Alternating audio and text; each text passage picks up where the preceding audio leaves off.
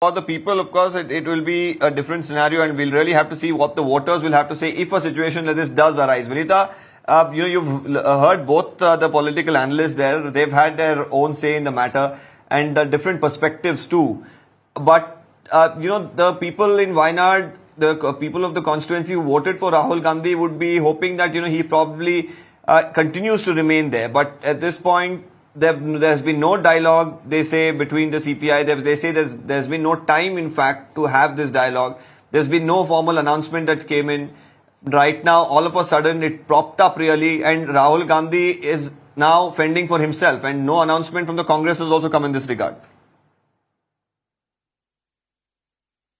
Right. So, the entire India Alliance reeks of ad hocism and a lot of, things that are done without any kind of logic. The very essence of the India Alliance itself, with all due respect to everybody here in the panel, was not, it had no meaning because it was between polarized parties, between opposite poles of parties ideologically in opposite poles in their different states, and therefore there was no cementing, there was no bond, and it kind of fractured even before it was born. So therefore India Alliance has no future, and this is a very good example of India Alliance not going forward at all, with its tallest leader Rahul Gandhi himself not so-called tallest leader not actually coming in the fray in Wayanad,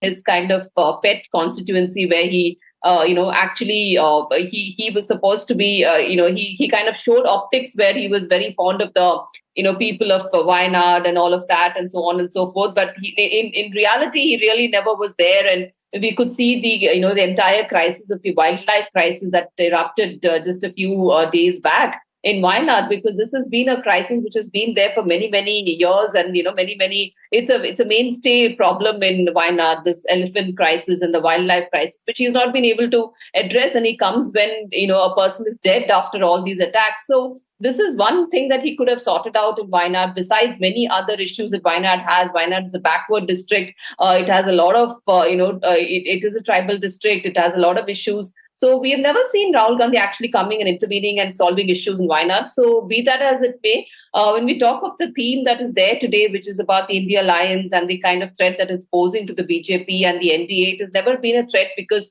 we knew from the day one that it never would work, because it was between every other party except the BJP, and the only motive being, the only agenda of the India Alliance being to defeat Modi ji, which was completely preposterous and overambitious and completely impossible, because between different fractious elements, a motley crew of parties coming together to defeat Narendra Modi is an absolute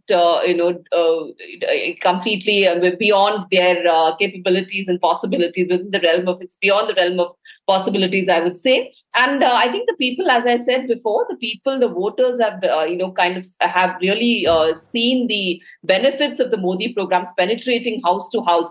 And I don't want to repeat myself, debate after debate. We don't want to repeat ourselves, but the work is there for people to see in terms of the basic amenities, the social amenities, the economic amenities, the infrastructure projects announced in Kerala, big ticket infrastructure projects implemented. Okay. I have just a couple of minutes, Vineetah, so I need a couple of more answers from Mr. Kurian as well. So I'm just going to interrupt you there, Mr. Kurian. Very interesting that what Vineetah was pointing out. Time and again, this charge keeps coming that the alliance really has no agenda other than to defeat the Prime Minister, and they don't have any sort of unity. And such issues really, show that time and again, doesn't it? So how is the alliance or the bloc really looking at resolving these sort of issues? Because it can be used now by the BJP in many ways than you can imagine. And it is already being done. And the Prime Minister today himself, of course, was leading the charge.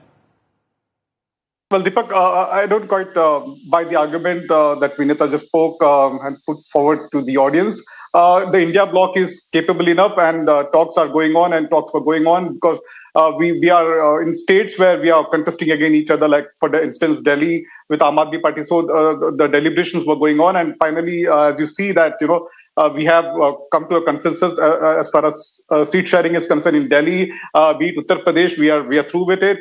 Very shortly, we'll be through with West Bengal as well. So India bloc collectively is doing pretty well at this point in time. I'm sure within the next fortnight or so, the entire picture would be clear as far as the national picture, as far as India bloc is concerned. and we are ready to face with an inclusive agenda, with an inclusive manifesto at large for the people of India to take on Modi head on, and we are sure that we will give him a Mr. tough Kurian, fight. the man who's doing a Bharat Jodo